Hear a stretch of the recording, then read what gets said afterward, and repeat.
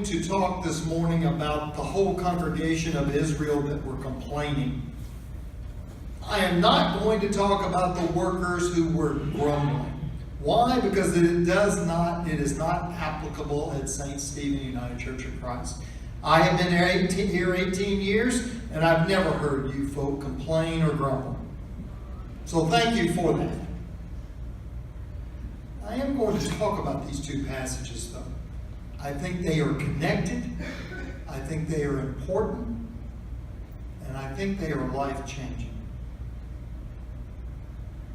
In preparation for our time together this morning, what did you do? How many drank a cup of coffee? How many read the lectionary passages ahead?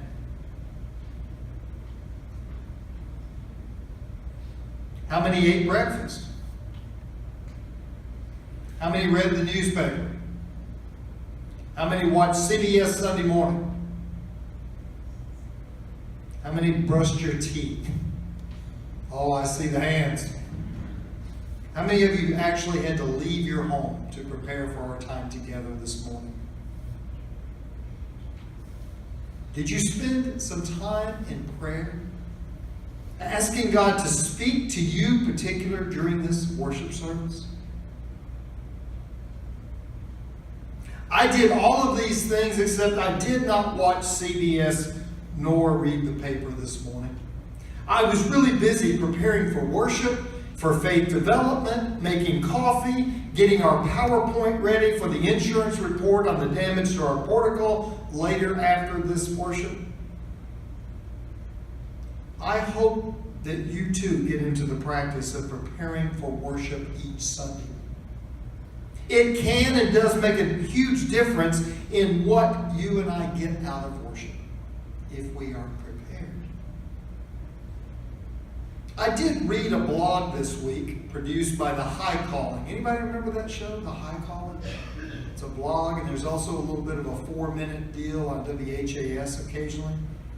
This blog was called More Than Enough, Giving Out of Abundance. Jen Hatmaker, maybe you know that name. She is an American Christian evangelical author, a speaker, a blogger, and a television presenter. She is featured in Christianity Today magazine, and she's the presenter of HGTV series Your Big Family Renovation. Anybody seen that? Jen Hatmaker points out in her blog an experimental mutiny against excess.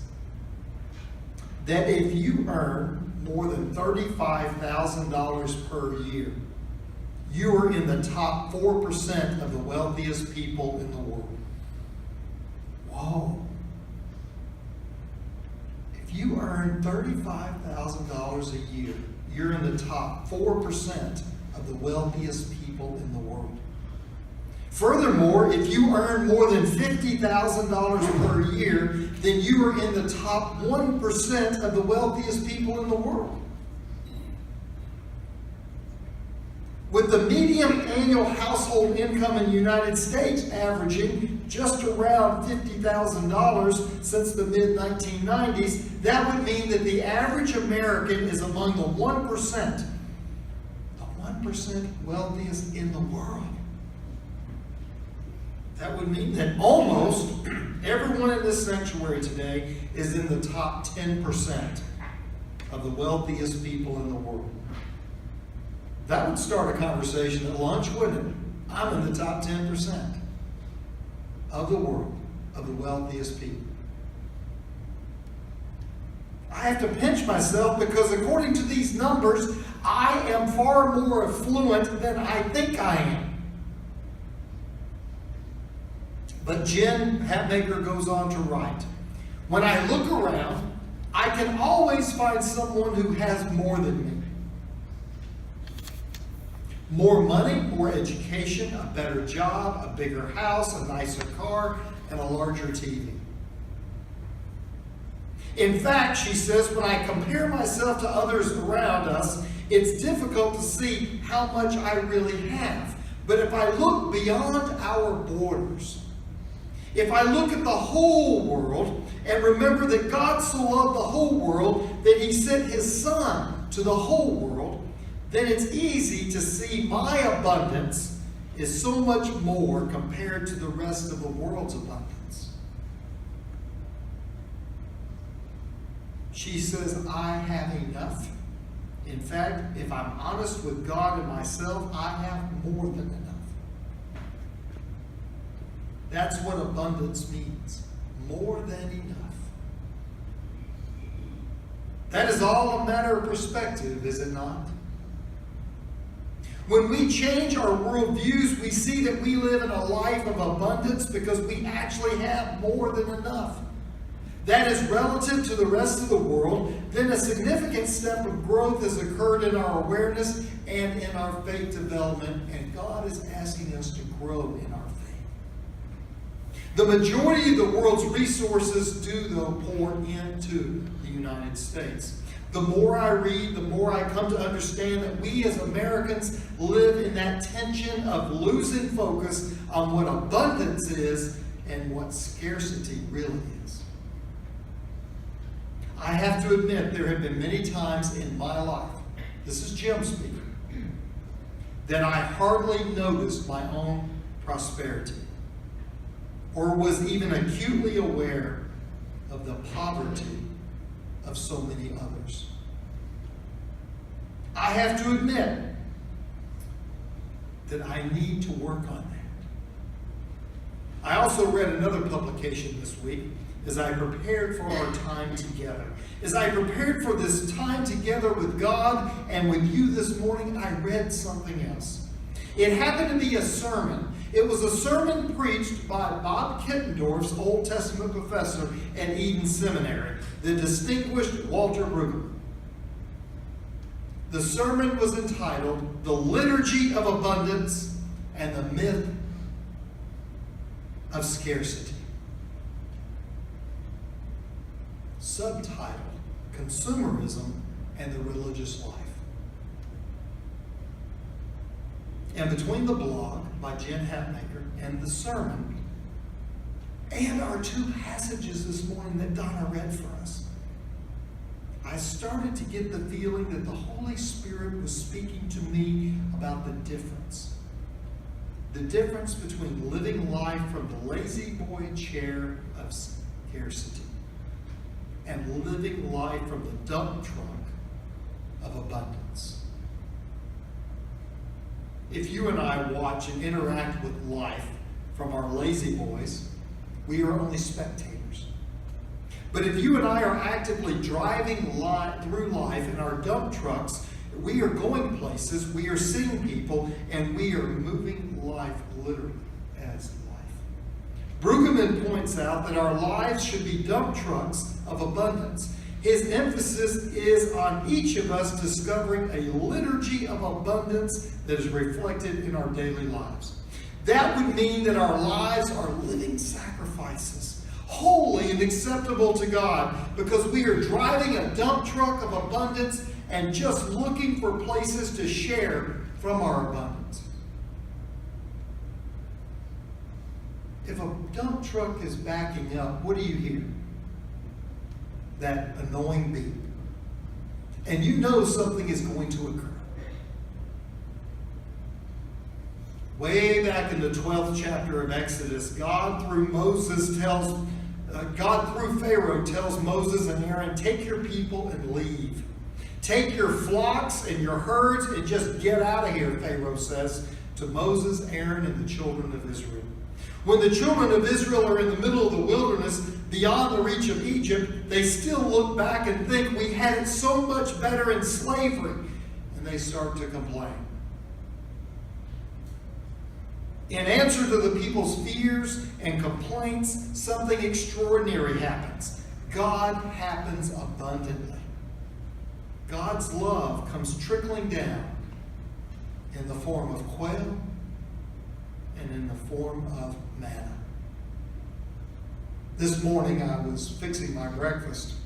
I like to cook sausage and eggs in a cast iron skillet. I just like the flavor. But I thought back to a friend of mine I used to go to their house on Saturday morning during the fall, and they would have fresh quail, fried eggs, sausage, biscuit, and gravy. Now, if you've ever eaten quail fried, you know you've got to have about 400 of them just to have a bite.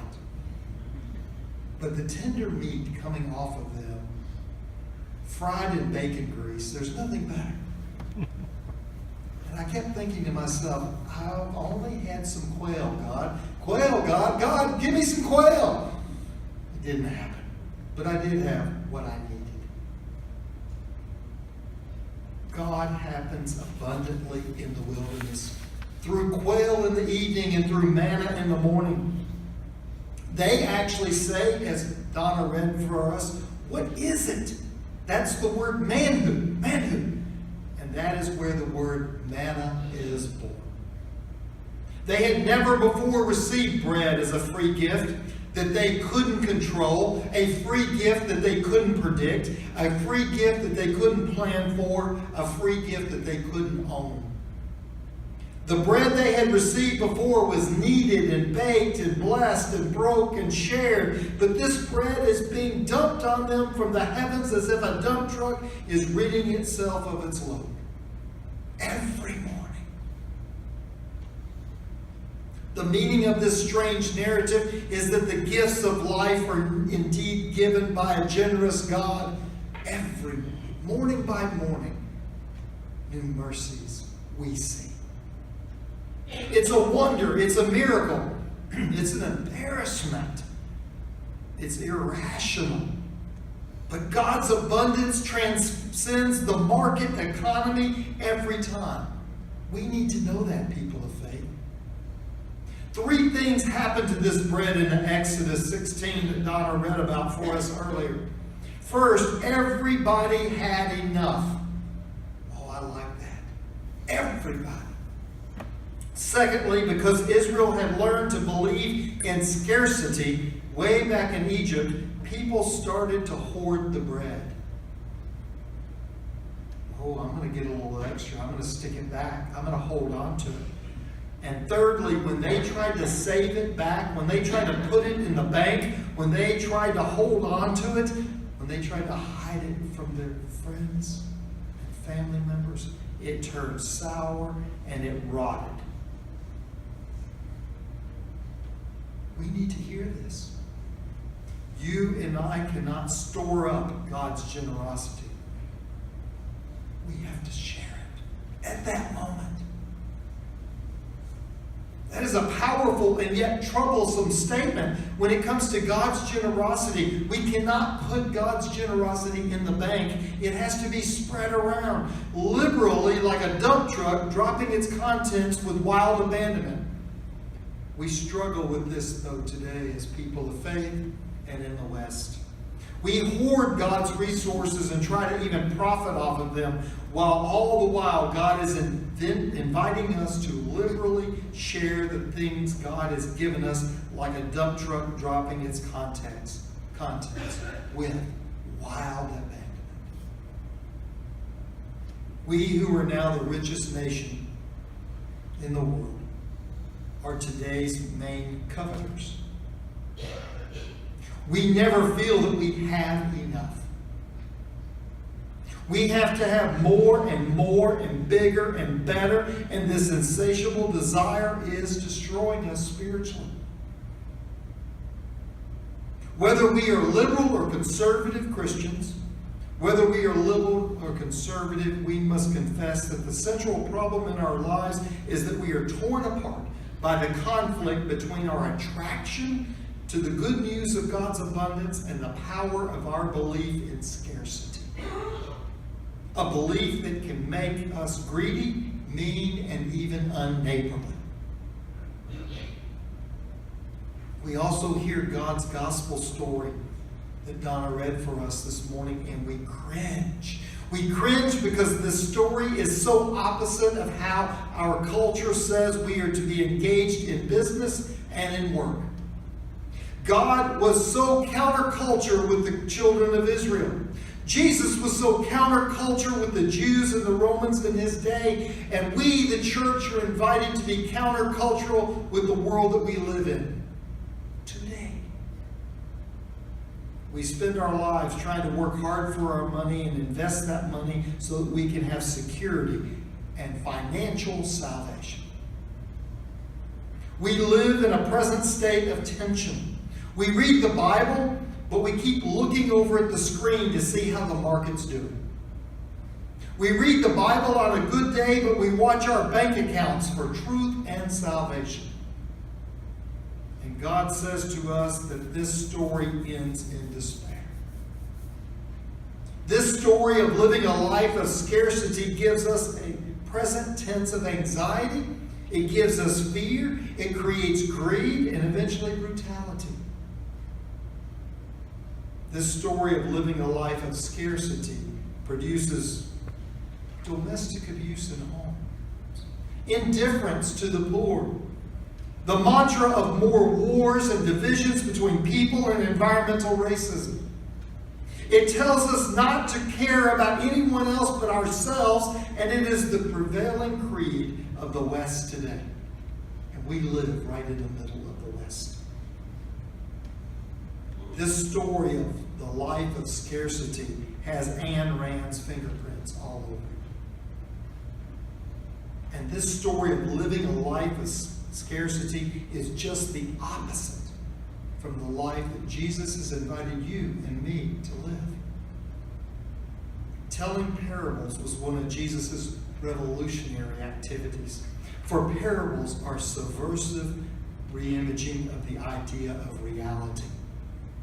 Jesus tells us that we can change the world by living our lives as a dump truck. Dump trucks dumping a full load of bread, manna, gifts, liberally and daily. This is a rearrangement of our very ethos as people from the West. Everywhere Jesus goes, the world is rearranged. The blind receive their sight. It's a rearrangement. The lame can walk, a rearrangement. The lepers are clean, not only physically but socially. It is a rearrangement. The deaf can hear, the dead are raised, and the poor are freed from their debt. The forgiveness of debts is listed last in this litany because it's the hardest thing for us to do, harder than even raising the dead. Jesus left ordinary people dazed, amazed, and grateful. Jesus left the powerful people angry and upset.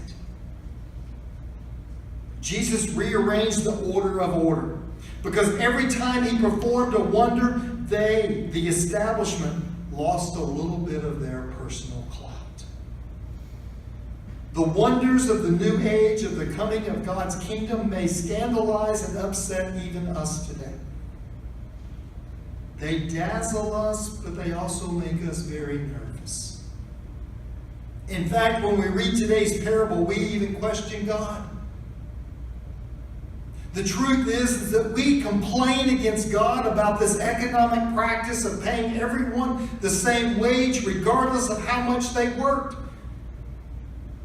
But God says in verse 15 of Matthew 20, am I not allowed to do what I choose with what belongs to me?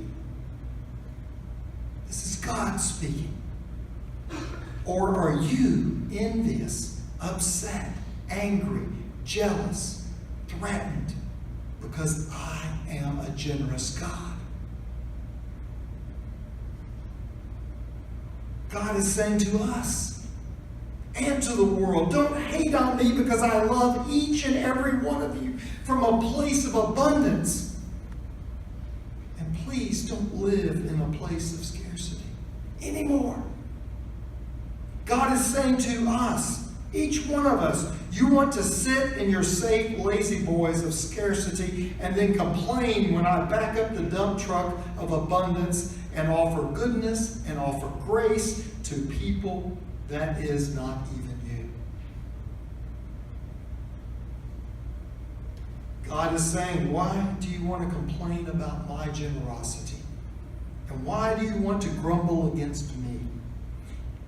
It is I who created the whole world, and I will not be deterred from being generous,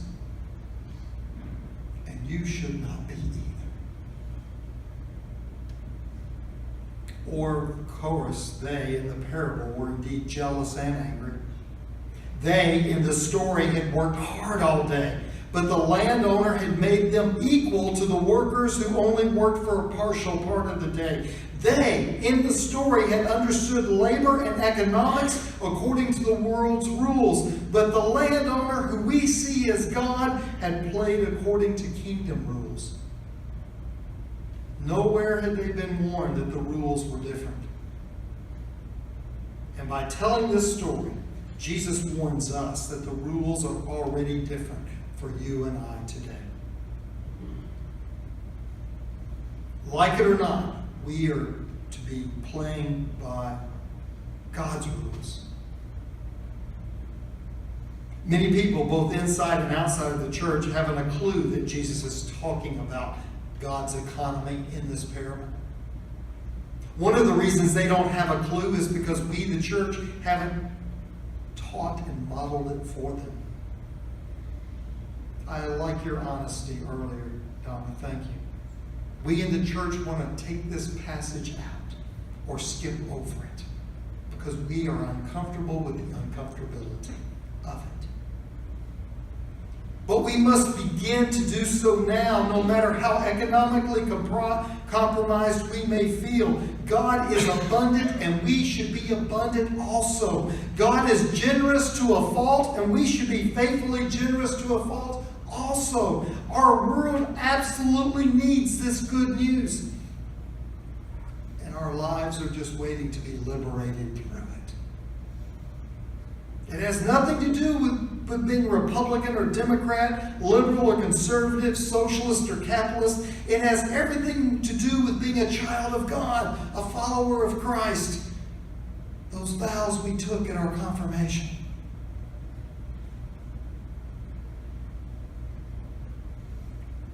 It is much more elemental. All of creation is infused with God's generosity, and we can find practices and procedures and institutions that allow that generosity to work abundantly. It is up to us as people who are followers of Jesus to model a life of dump truck abundance, in stark contrast to the life of security and safety and scarcity that keeps us watching life from our lazy boy chairs of faith. The world has been shocked and shook lately. The world has been blown up and blown to pieces. The world has been flooded and destroyed. The world has been raped and pillaged. The world is hungry and thirsty. The world is lonely and looking for love. The world is now ready. The world is ready for us as the church, this church, to dump the contents of our dump trucks abundantly and beautifully. I don't want to end my life and think, was I first at everything and therefore last in God's kingdom? I want to end my life and hear God say you were last in life because you placed God and others first in your life, and therefore you are first in line of eternity with me.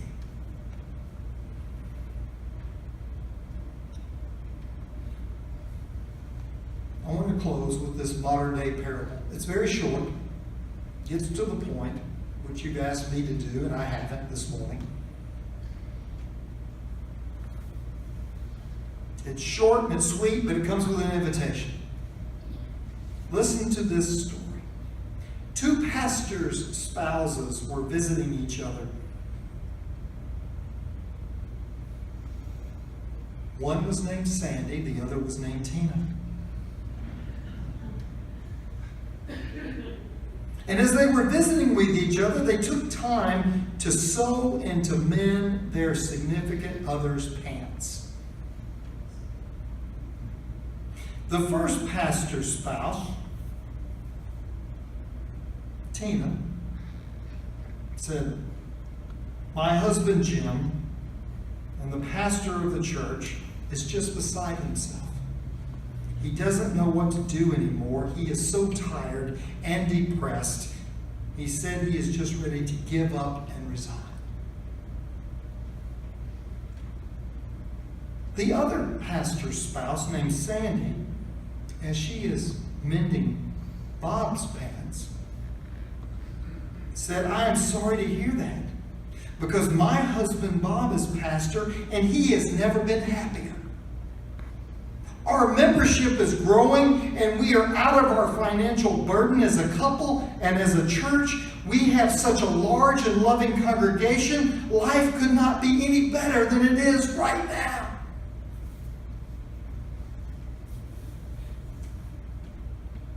Tina was mending the seat of her husband's pants because he had ripped the backside. Sandy was mending the knees. There were holes in the knees of Bob's pants because he had been kneeling in prayer.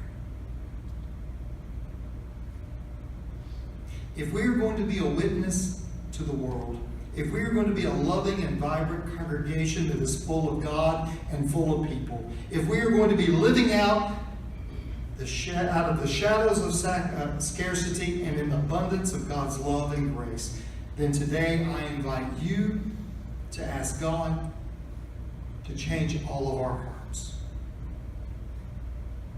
Change our hearts into people of faith who live liturgical lives of abundance every day. Will you sing first and then pray with me second? It is a good and godly and holy that we do this today. Amen.